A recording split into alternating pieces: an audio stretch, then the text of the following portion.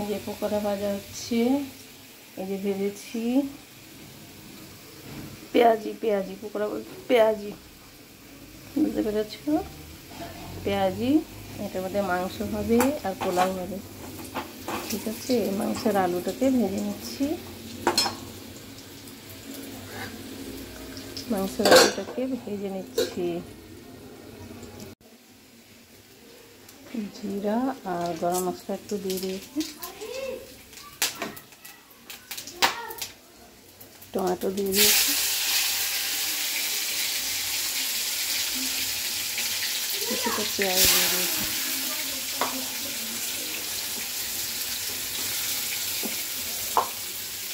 কিছুটা পেঁয়াজ দিয়ে দিয়েছি।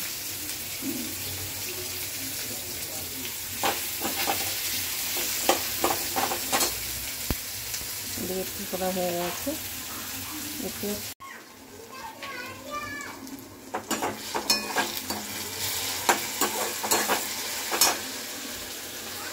আদা, পেঁয়াজ, রসুন, কাঁচা লঙ্কা, টমেটো আর হচ্ছে সব কিছু দেওয়া হয়ে গেছে বাটা। আদা, পেঁয়াজ, রসুন, কাঁচা লঙ্কা, টমেটো, এর মধ্যে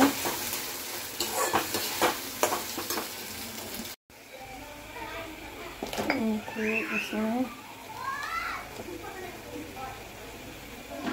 পরিমাণ মতো লবণ,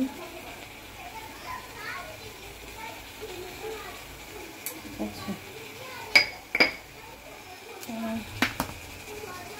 দেব হলদি পাউডার,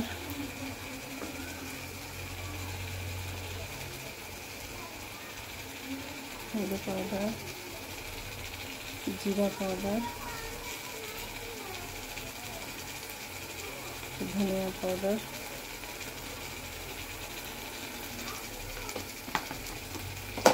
আর কাশ্মীরি মির্চ পাউডার। তারপরে এবার যদি লঙ্কা দেওয়া আছে, কাঁচা লঙ্কা,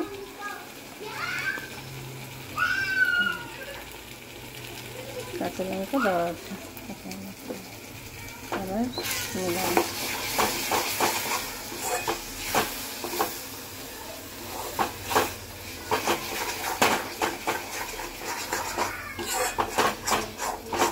মাংসটা দিয়ে দেবো,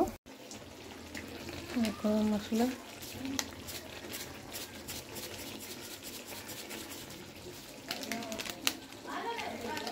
এইটা গরম মশলা, ঠিক আছে, চারটি গরম মশলা দিয়ে দিয়েছি।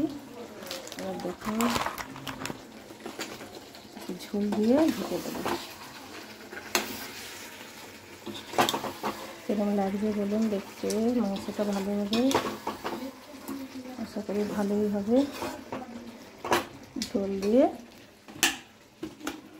আলুগুলো দেবো, দিয়ে ঝোল দিয়ে রেখে দেবো, যে আলু ভেজে রেখে।